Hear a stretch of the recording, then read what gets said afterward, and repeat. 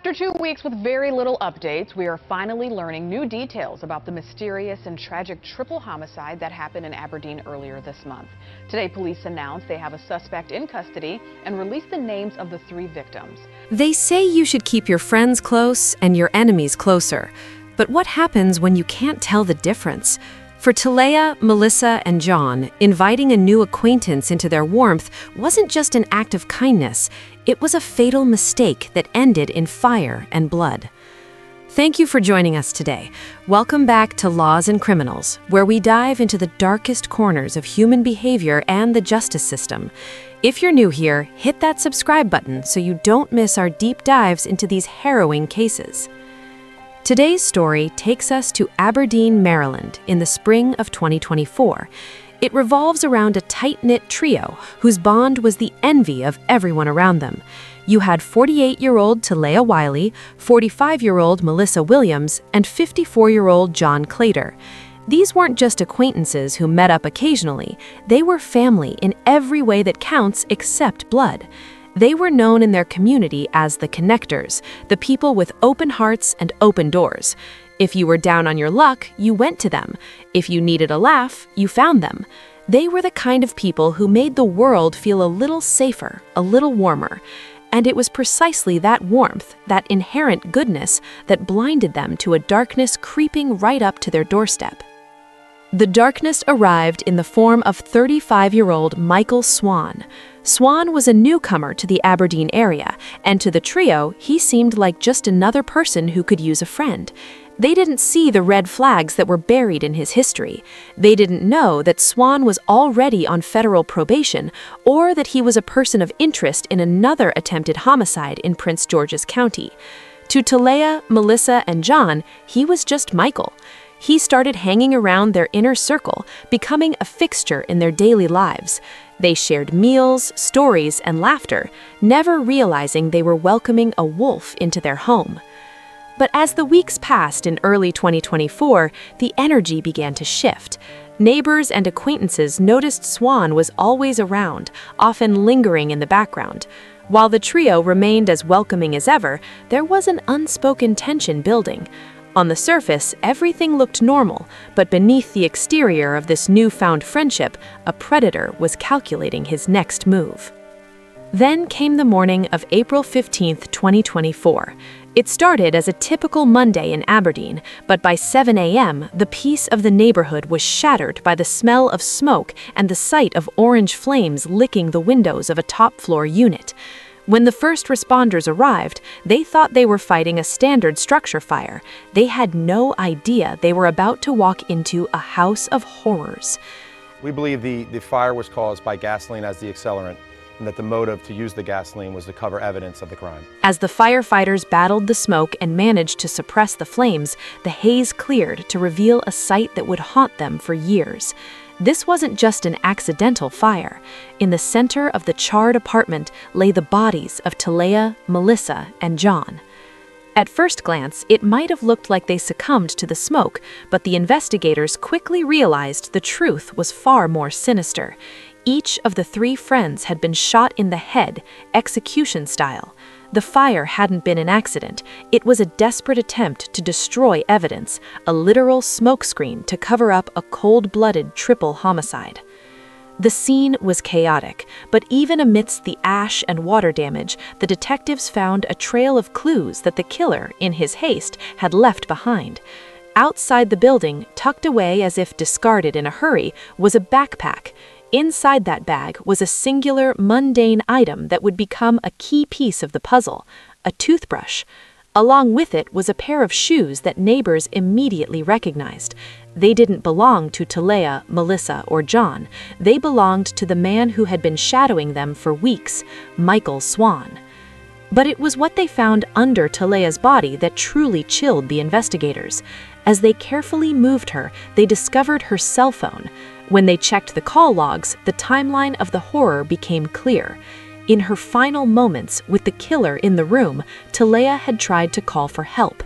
She had reached out to the world as her life was being stolen, leaving behind a digital footprint that pointed directly to the time of the attack. With the evidence mounting, the investigation shifted from a crime scene recovery to a high-stakes manhunt. Detectives weren't just looking for a person of interest anymore. They were looking for a man who had effectively vanished after allegedly committing a triple homicide and setting a building on fire in broad daylight.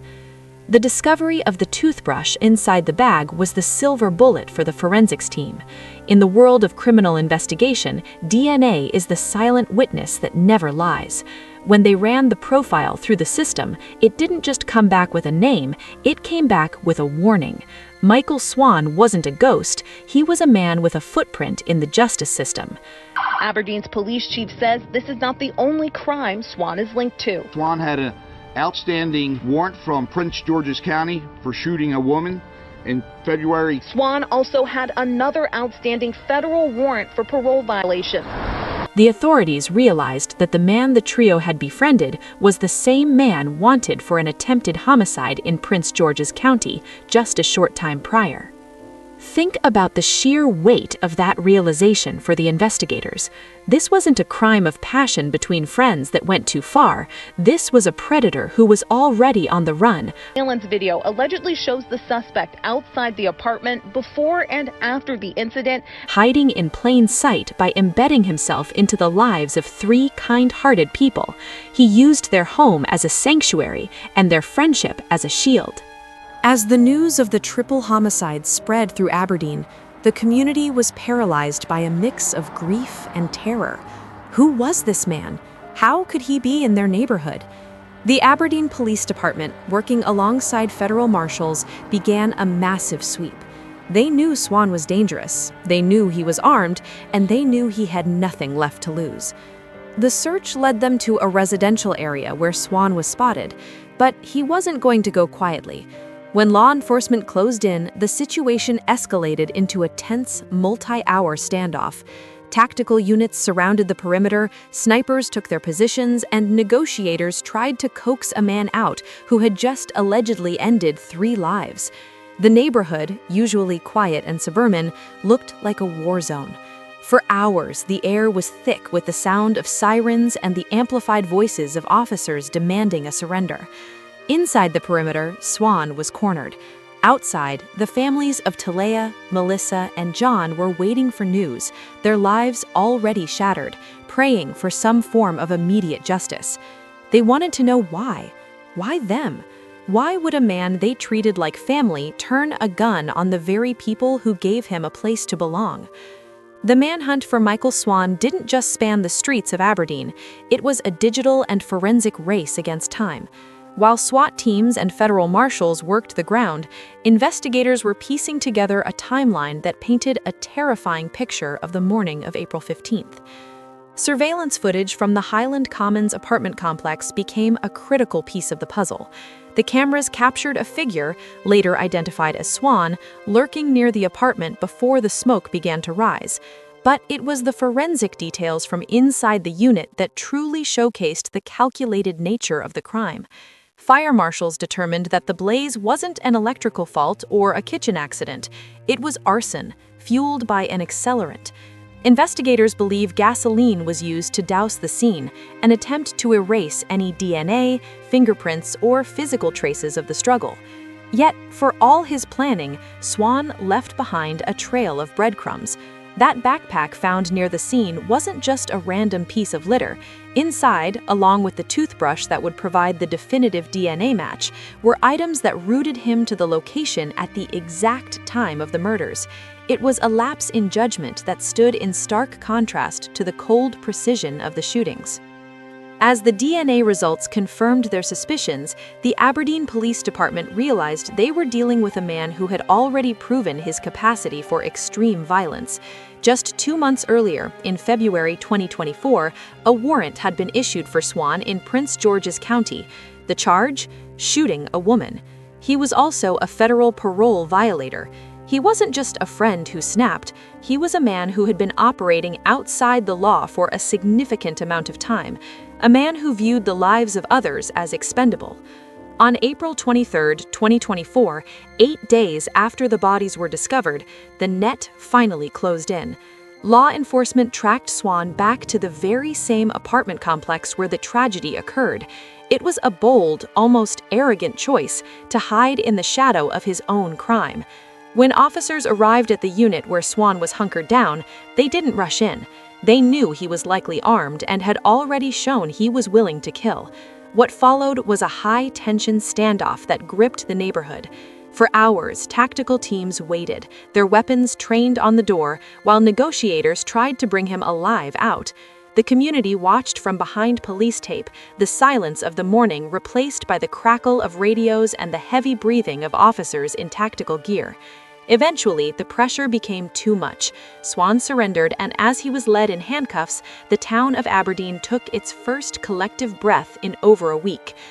I am very pleased to announce the arrest of Michael Anthony Swan. But for the families of Talaya, Melissa, and John, the end of the manhunt was only the beginning of a long, painful journey towards justice. With Michael Swan in custody, the investigation shifted into the halls of justice. The charges brought against him were as heavy as the crimes themselves: 3 counts of first-degree murder, 3 counts of second-degree murder, first-degree arson, and use of a firearm in a violent crime. The Harford County State's Attorney's Office made it clear that they would pursue the maximum penalties allowed by the law. But for the community, the why remained the most haunting question. There was no robbery reported, no long-standing feud, only a man who was welcomed with open arms and responded with unthinkable violence. I know the arrest of Swan cannot replace the void left by those who lost lives during this incident. Talaya, Melissa, and John were pillars of their neighborhood. They were the people who looked out for everyone else, and their loss left a void that no court sentence could ever truly fill. Their story serves as a tragic reminder that sometimes the most dangerous people aren't the ones we fear in the shadows, but the ones we invite into our light. But what do you think? In a world where we're taught to be kind and welcoming, how do you protect yourself from someone who hides their true nature so well? Was there more that could have been done by the authorities, knowing Swan's violent history and his status as a federal parole violator? Let us know your thoughts in the comments below. If you found this deep dive informative, please give this video a thumbs up. It really helps the channel reach more people and keep these stories alive. Don't forget to subscribe to Laws and Criminals and hit that notification bell so you never miss an episode. Thank you for watching, and as always, stay vigilant and stay safe.